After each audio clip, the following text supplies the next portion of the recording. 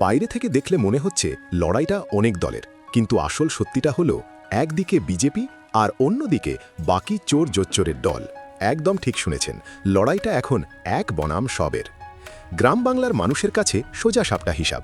আপনি বামে ভোট দিন, কংগ্রেসে দিন, বা কাস্তে হাতুড়ি হাত আর আইএসএফের মিছিলে যান, কিংবা নির্দলকে পছন্দ করুন, আপনার সেই মূল্যবান ভোটটা কিন্তু সোজা গিয়ে জমা হবে তৃণমূলের পকেটে।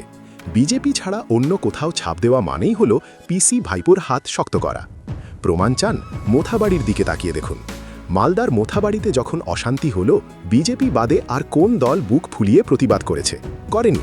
বাকিরা কি বলতে পেরেছে যে এই উস্কানি খোদ ওপরতলা থেকে আসছে? বলতে পারেনি।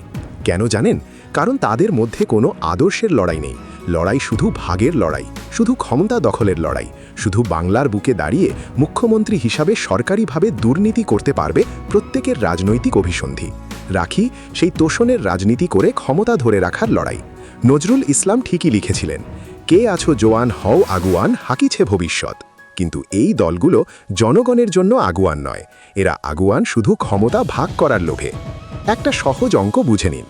ফল প্রকাশের দিন যদি দেখা যায় বিজেপি সবথেকে বড় দল হয়ে 142টি আসন পেয়েছে আর সরকার গড়তে দরকার মাত্র 6টি সিট, আপনার কি মনে হয় ওই বাম কংগ্রেস আইএসএফের কেউ বিজেপিকে সমর্থন করবে? কোনো দিন না। কিন্তু উল্টো দিকে তৃণমূল যদি 125টি আসন পায়, তবে দেখবেন ওই হাত আর কাস্তে হাতুড়ি সবাই মিলে লাইন দিয়ে পিসিকে সমর্থন দিতে চলে গেছে। কোনো মান সম্মান থাকবে না, শুধু বিজেপিকে রোখাই হবে তাদের একমাত্র কাজ। কারণ বিজেপি তাদের নীতিগত শত্রু, আদর্শগত শত্রু, রাজনৈতিক শত্রু। কারণ বিজেপি হিন্দুত্বে বিশ্বাস করে এবং সে কথা লুকিয়ে রাখে না কোনো মুখোশের আড়ালে। বিজেপি সেকুলারিজমের নামে তোষণের রাজনীতি করে না, কিন্তু বাকি প্রত্যেকটি দল বিজেপির এই ভাবধারার বিপরীতে বা উল্টো গতিতে রাজনীতি করে, যারা সন্ত্রাসবাদের ওপর ভরসা করে সেকুলারিজমের আড়ালে তোষণের রাজনীতি করে এতদিন বাংলার ক্ষমতা দখল করে এসেছে, করেছে অপার দুর্নীতি। সবটাই ছিল ভাঁওতাবাজি। আমাদের ডাক 148 চাই, তার কম নয়।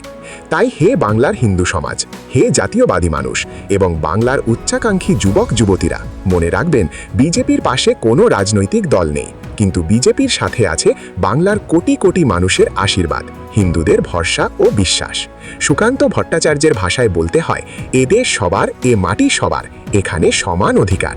আর সেই অধিকার ফিরে পেতে হলে কোনো প্রোপাগান্ডা বা কুতর্কে কান দেবেন না।